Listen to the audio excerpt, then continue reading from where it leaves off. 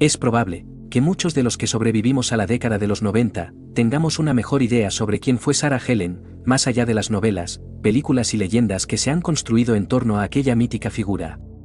Podríamos decir que la edad nos ha desprovisto del misticismo que existe ahora, precisamente porque fuimos testigos de su resurrección, o al menos, la primera de ellas. Corría el año de 1993, hacía poco más de un año que Alberto Fujimori había realizado un autogolpe para anclarse en el poder, y hacía medio año que el líder del grupo terrorista Abimael Guzmán había sido capturado por integrantes del grupo GEIN de la Policía Nacional. El país intentaba adaptarse a una nueva normalidad tan esquiva desde hacía más de una década, que muchas cosas todavía parecían irreales. Por aquel entonces me encontraba realizando prácticas profesionales en uno de los periódicos chichas que proliferaron en aquella década, por lo que usualmente me encontraba cubriendo notas del espectáculo, y cuando no había nada interesante, me conformaba con atropellados o alguna trifulca en alguna pollada en las periferias de la ciudad. Definitivamente no era lo que imaginé cuando comencé a estudiar periodismo, sin embargo, algo que aprendí con el pasar de los años, es que el periodismo siempre te termina dado todo, incluso aquello que no deseas. Fue precisamente uno de esos días, cuando la noticia parecía haber desaparecido, que entre todas las tareas para inventar noticias para la edición del día siguiente, me tocara la peor de todas, la que consistía en sentarme en una esquina de la sala de redacción para comenzar a tomar notas, mientras miraba la pantalla de un triste televisor con cable. La tarea era sencilla, solo debía dedicarme a ver cualquier programa de espectáculo y apuntar alguna noticia interesante. Todavía no se había masificado la moda de los talk show, pero sí había alguien a quien siempre se podía mirar, si es que te gustaban ese tipo de programas, era a Cristina Saralegui, pues de vez en cuando siempre sacaba algún tema sobre el cual poder sacar alguna nota, sobre todo, en días como aquellos, cuando no había nada de qué hablar. Fue así como encontré un tema sobre vampirismo. Debo de aceptar que el tema me interesaba, sobre todo por inquietudes literarias alimentadas de cuando era un niño que leía historias de terror, pero ni mis años de lector voraz, ni los que pasé en la universidad me prepararon para enfrentarme a algo como eso.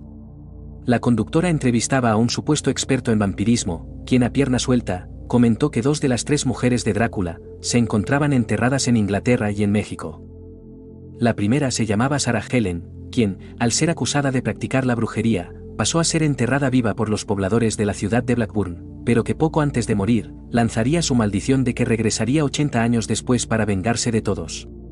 Según contaba aquel hombre, los pobladores de Blackburn se negarían a enterrar el cuerpo en Tierra Santa, por lo que su esposo, John Price Roberts, partiría de Inglaterra con el ataúd de su esposa intentando enterrarla en cada puerto, pero en ninguno de ellos aceptarían que fuera enterrada, hasta que después de una larga travesía, terminaría recayendo en la caleta de pescadores de Pisco, en donde la beneficencia de aquella ciudad le permitiría comprar un nicho por la cantidad de 5 libras.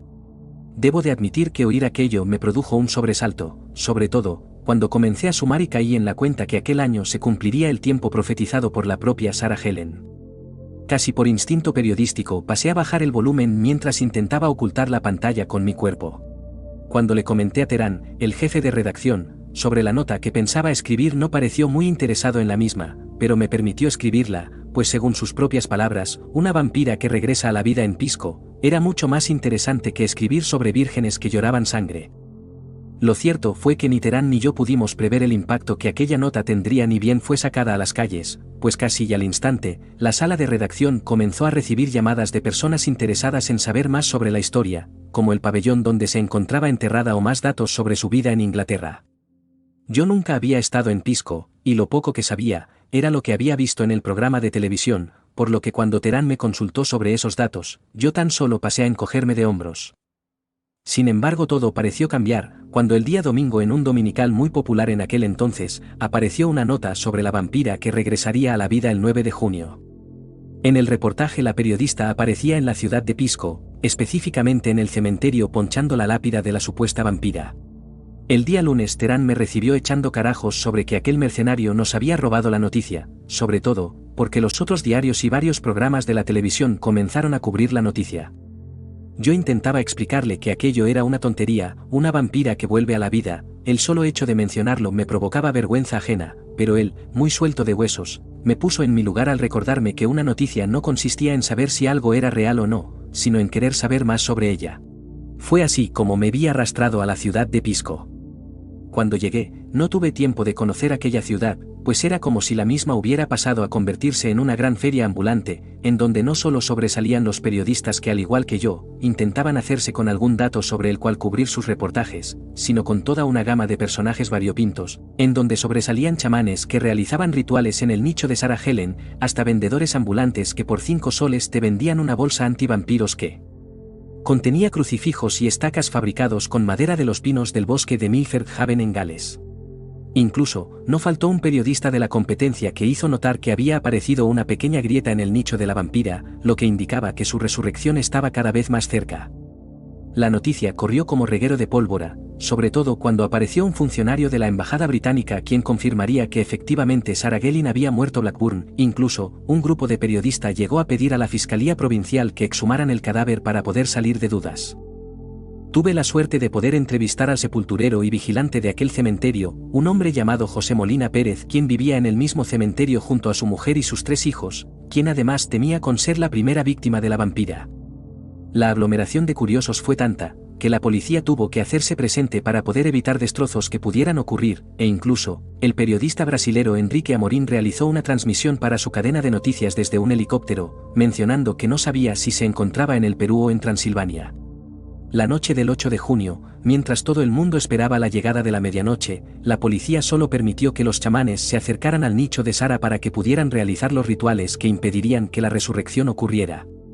Quizás por ello, cuando llegó la medianoche y no ocurrió nada, muchos de ellos mostraban sus sonrisas de satisfacción, mientras eran entrevistados por los canales de televisión que se habían aglomerado en el cementerio.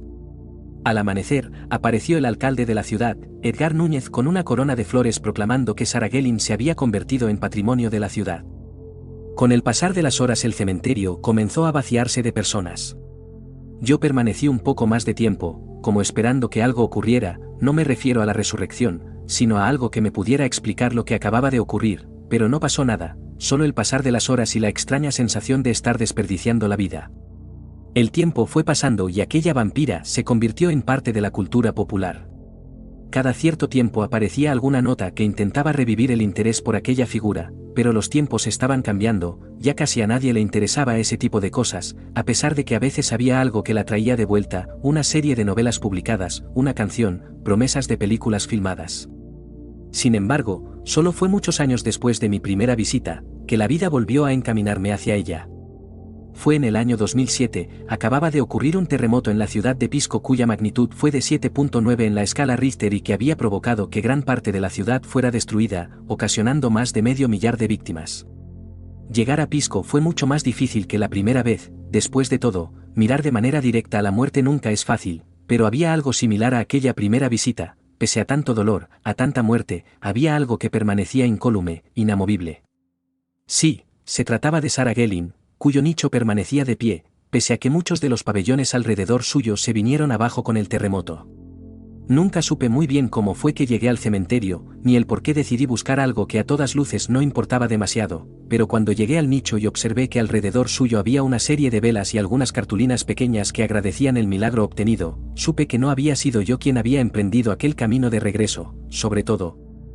porque entendí que Sarah Ellen ya no se trataba de aquella vampira que resucitaría en una caleta olvidada por Dios, sino que lo había hecho rodeada de muerte, solo para convertirse en la santa de los enamorados, en la cumplidora de milagros, en la protectora de los pobres, que había decidido por fin emerger para proteger a quien le hiciera falta, o al menos, fue lo que quise creer aquel día mientras me inclinaba y encendía la última vela de la tarde.